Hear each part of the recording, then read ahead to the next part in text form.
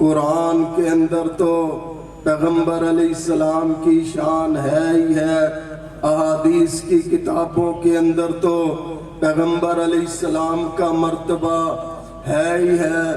اللہ پاک نے پہلی کتابوں کے اندر بھی نبی محترم علیہ السلام کی عظمت کو بیان کیا۔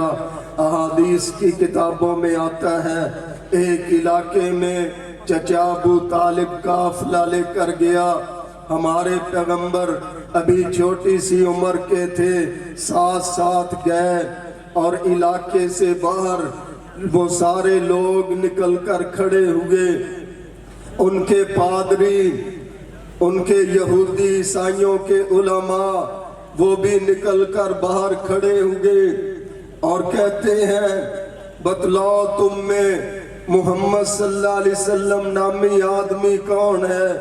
چچا ابو طالب نے اشارہ کیا یہ میرا بھتیجا ہے۔ کہتے ہیں پہلے کبھی ایسا نہیں ہوگا، آج سارے درخت جھک کر، پودے جھک کر سلام کر رہے تھے۔ ہم نے اپنی تورات کے اندر، انجیل کے اندر پڑھ رکھا ہے آخری پیغمبر آئے گا، اس علاقے میں داخل ہوگا، اس کے لیے درخت بھی جھک کر سلام کریں گے، اس کو پودے بھی جھک کر سلام کریں گے۔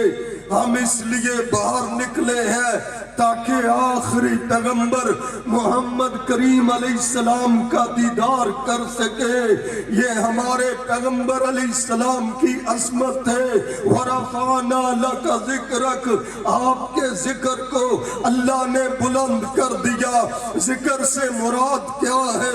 غلط فہمیاں ڈالنے والے غلط فہمی ڈالتے ہیں۔ جس طرح اللہ کے نام کا ذکر کیا جاتا ہے، مصطفیٰ علیہ السلام کا بھی اسی طرح ذکر کیا جائے گا، تسبیح پڑھی جائے گی۔ نانا ہمارے پیغمبر نے وضاحت فرما دی، فرمایا میرا رب فرماتا ہے ہم نے اپنے نام کے ساتھ آپ کا نام جوڑ دیا ہے۔ مطلب کیا؟ جب کوئی کلمہ پڑھتا ہے لا الہ الا اللہ، ساتھ ہی پڑھتا ہے محمد الرسول اللہ صلی اللہ، نماز پڑھتا ہے، نماز کے شروع کے اندر سبحانک اللہم و بحمدک پڑھتا ہے، اللہ کی تسبیح الحمدللہ رب العالمین، اللہ کی تعریف کے کلمات کہتا ہے۔ اسی نماز کے اندر بیٹھ کر اشہد ان لا الہ الا اللہ و اشہد ان محمدن عبدہ و رسولہ کہتا ہے۔ خطبہ پڑھنے والا خطیب اپنے خطبے کے اندر اللہ کی تسبیح، اللہ کی بڑائی کے کلمات کہتا ہے۔ خطبہ اس وقت تک مکمل نہیں ہوتا جب تک نبی کریم علیہ السلام پر درود شریف نہیں پڑھے گا۔ اللہم صلی علی محمد وعلی آل محمد، اسی کو قرآن نے کہا ہے وَرَفَعْنَا لَكَ ذِكْرَكَ، محبوب ہم نے آپ کے ذکر کو بلند کر دیا۔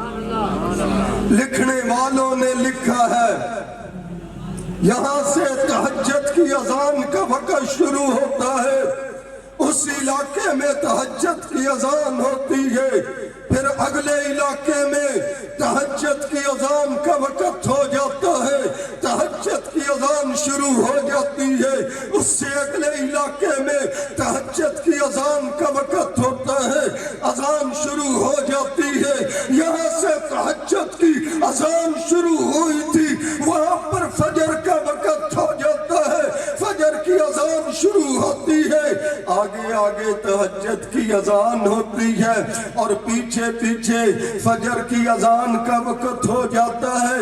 یہاں سے تہجد کی اذان شروع ہوئی تھی، وہاں پر ظہر کی اذان کا وقت ہو جاتا ہے، آگے آگے تہجد کی اذان دنیا میں چلتی ہے، پیچھے پیچھے فجر کی اذان اور اس سے پیچھے ظہر کی اذان۔ یہاں پر تہجد کی اذان شروع ہوئی تھی، وہاں پر عصر کی اذان کا وقت ہو جاتا ہے، آگے آگے دنیا کے اندر تہجد کی اذان چلتی ہے، پیچھے فجر کی اذان چلتی ہے، پیچھے پیچھے ظہر کی اذان ہوتی ہے، پیچھے عصر کی اذان ہوتی ہے، اس سے پیچھے مغرب کا وقت شروع ہو جاتا ہے، پھر اس سے پیچھے عشاء کا وقت شروع ہو جاتا ہے۔ دنیا کے اندر اشہد ان لا الہ الا اللہ، اشہد ان محمد رسول اللہ، پوری دنیا میں ہر وقت اللہ کا نام گونجتا ہے، اور یہاں پر اللہ کا نام گونجتا ہے، پوری دنیا پر محمد رسول اللہ کا بھی نام گونجتا ہے۔ اسی کو کہا وَرَفَعْنَا لَكَ ذِکْرَکَ،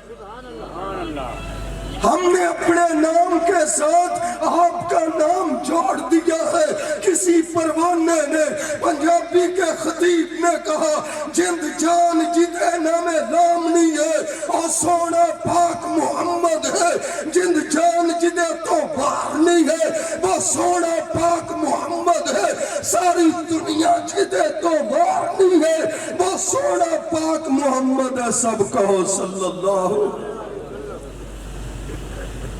اے جاندے نے ٹرمپ کول گئے، سانو کافر کہندے نے، کسی نے فیس بک تے لکھیا اور لائی تصویر، ٹوپی پا کے، بابے والی ٹوپی پا کے کھڑا ہے، اور اودے کول اپنے پیو کول کھڑا ہے مرزائی، سانو مسلمان نہیں سمجھتے۔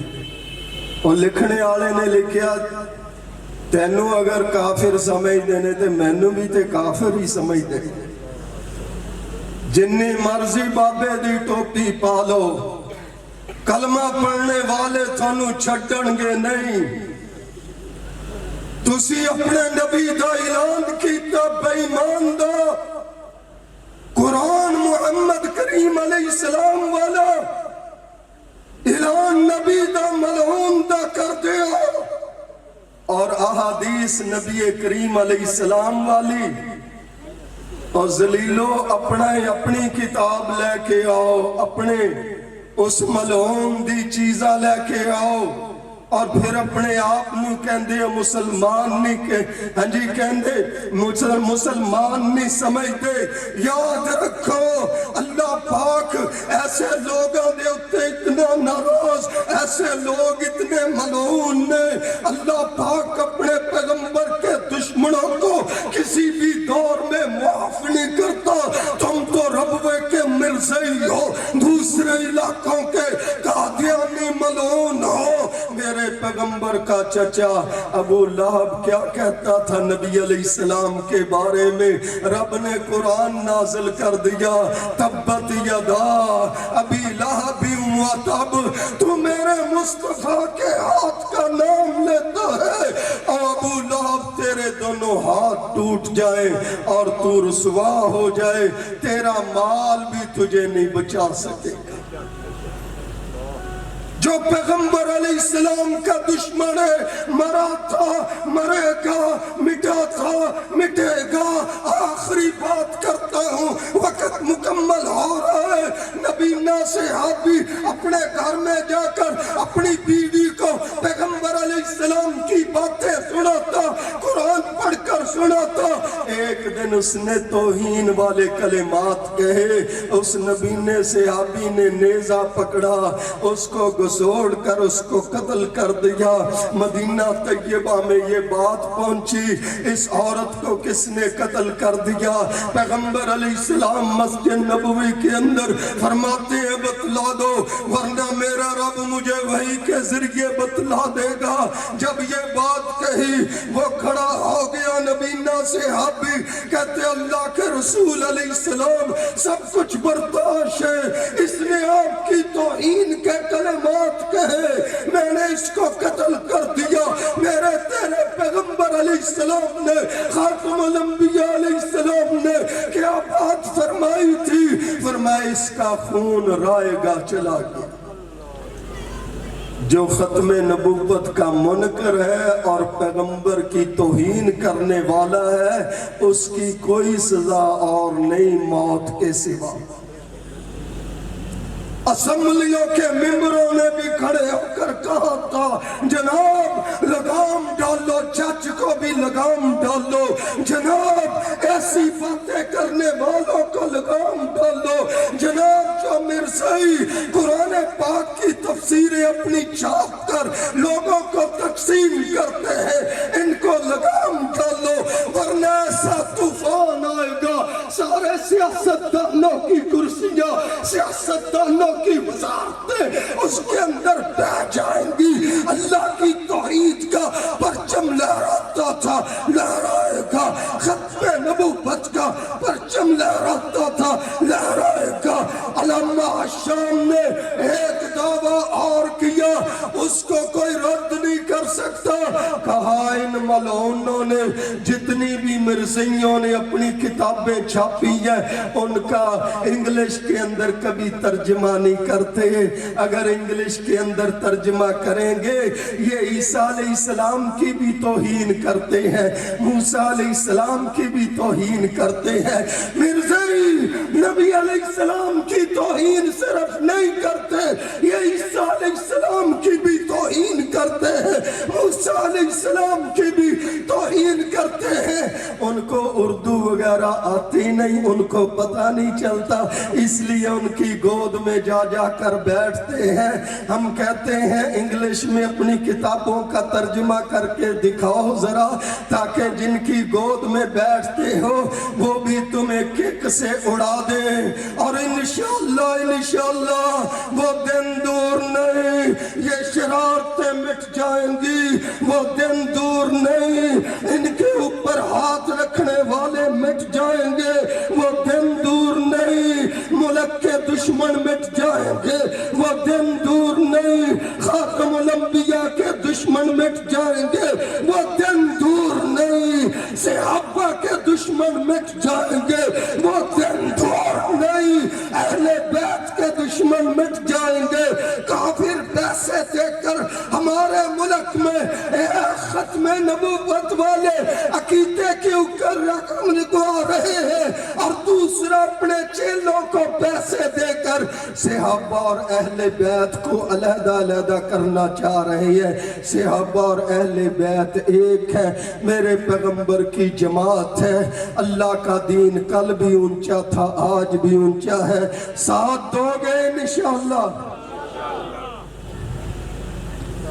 تصویر ایک گئی نا مولا امیر حمزہ صاحب اور میری، نیچے کسی نے کمنٹ کیا لوگاں دے بچے مروا کے آرام نال بیٹھے، پھر نیچے کمنٹوں کی بارش ہو گئی، لوگوں نے کہا بے حیا جس کو تو کہہ رہا ہے لوگاں دے بچے مروا کے آرام نہ بیٹھ گئے ہو، ادھے تے اپنے دو بھائی شہید نے، ہمارا جو بھی کوئی لیڈر ہے بھائی شہید ہے، بیٹا شہید ہے، اس کا کزن شہید ہے، ایک خاندان کے 13 افراد 13 نوجوان شہید ہے۔